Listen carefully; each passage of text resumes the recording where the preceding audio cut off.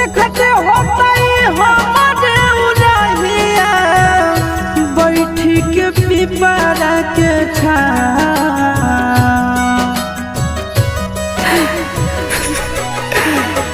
देखते होता हमारे उड़हिया बैठी के पिपरा के रुक रुक रुक अरे टरेनिया रुक रुक रुक रे टरेनिया ले ले चल जनुआ के गाँव रुक रुक रुक रे टरेनिया।